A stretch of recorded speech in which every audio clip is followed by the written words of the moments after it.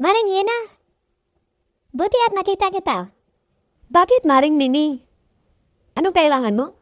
Kasi nung isang linggo pa talaga kita hinanap. Grabe ka naman. Ano ba yung pinagsasabi mo sa mga kaibigan natin? Namukha akong kabayo. Grabe ka ha. Ay, grabe ah. Wala akong sinabing ganon. Grabe naman yung chismis na yan. Sobra-sobra. Sila kayang nagsabi nun. Pero sinabi ko sa kanila na yung kabayo ko ang kamukha mo. Yun lang ang sinabi ko. Mabuti kung gano'n, Mare. Sa susunod kasi, linawin niyo naman. Natatahad kaya.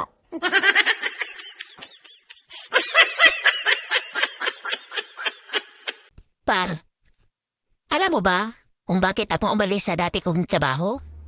Ang laki pa naman ng sahod. Pero, ang hirap eh.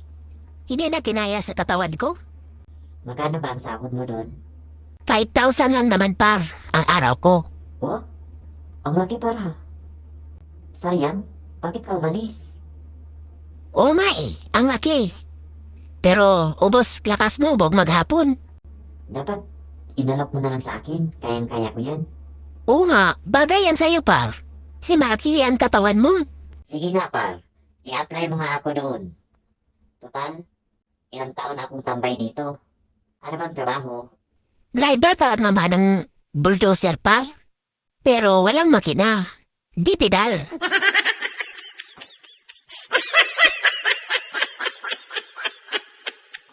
Hoy, ano ka ba, Toby? Oh, Ninky. Hi po, Tita Elisa. Pinapapunta ako ni nanay dito. Yung sabi niya sa chat, pinapakuha niya po sa akin. Ah, okay. Sige. Galing ka pa Estonian? Diretso pa dito? Opo. College ka na, di ba? First year? Opo, tita. First year college na po. Hindi ba mahirap yung course mo? Kasi itong pinsan mo, panereklamo. Ayaw na niya ng kursong pinakuha namin sa kanya. Gusto niya magpalit ng iba. Isayang naman, malapit na rin siyang mag-graduate eh. Ganun po ba? Ngayon lang po siya nagreklamo kung kailan malapit na siya mag-graduate. Yung sa akin po, madali lang naman kasi gusto ko yung kursong kinuha ko. Ano nga yung kinukuha mo? Yung sabi po niya sa chat, na maghihiram sa'yo siya ng pera, babayaran lang daw pag nagpadala na si tatay.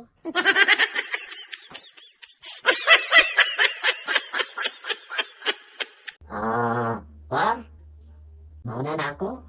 Magagabi na rin. Uuwi ka na ba? Maga pa. Ang layo pa ng bahay ko. O sige, pero ihatid kita ha. Baka may masamang mangyari sa'yo. Sobrang lasing mo pa naman. Okay. Sige. Wait lang. At ililigpit mo na namin tong mga talat natin. Tara na pa. At nang makabalik kagad ako.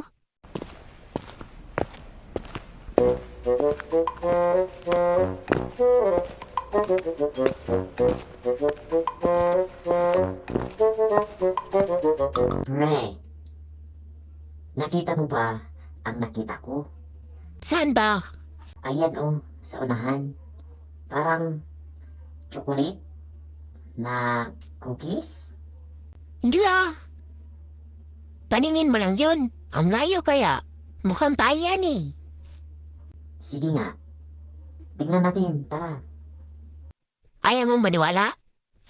O sige, puntahan mo doon. Tikman mo kung cookies ba talaga. Sige nga, tikman ko nga. O ano pare? Lasang chocolate ba? Ha? Kakaibang lasa pa. Mapait. Kaya nga to, tama ka. Buti hindi natin naapakan.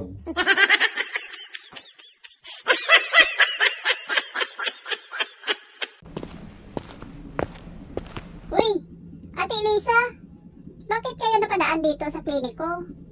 May problema po ba sa kalusugan nyo? Dok Annalyn, sinasadya talaga kita dito. Kasi gusto kong humingi sa'yo ng advice kung paano maging healthy at mabilis ang pumayat. Kung gusto nyo talagang pumayat at healthy lifestyle, bawal na po kayo kumain ng mga matatabang pagkain, yung mga oily. lalong-lalo na yung pork meat. Yung pwede nyo lang po kainin, katulad ng gulay. At yung mga hayop na lumalangoy, katulad ng isda. Sabayan nyo na rin po ng exercise.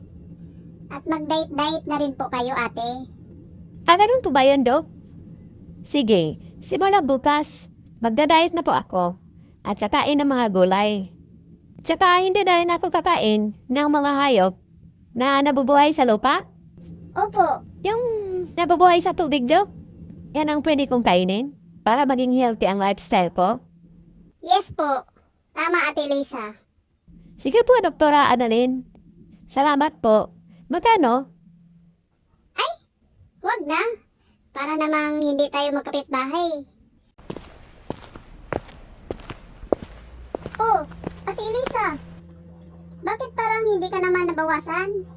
2 months na yung tinatanong mo sa akin tungkol sa healthy lifestyle at pagpapapayat mo. Hay naku po. Simula nang pumunta yan sa clinic nyo at magtanong kung paano daw pumayat, pa yun. Bumili agad ng biik para alagaan at tinuruang lumangoy.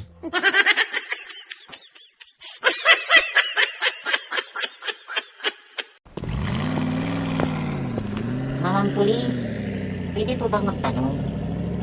Bakit, Otoy? Saan po ba dito ang daan papuntang ospital?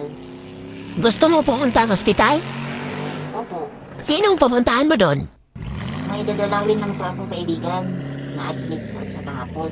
Gusto ko sana pumunta doon. Kung gusto mo talagang pumunta sa ospital, hala, tumayo ka dyan sa gitna. Maya-maya, nasa ospital ka na. Okay po. Maraming salamat. Boy, joke lang. Tara na, ihatid na kita.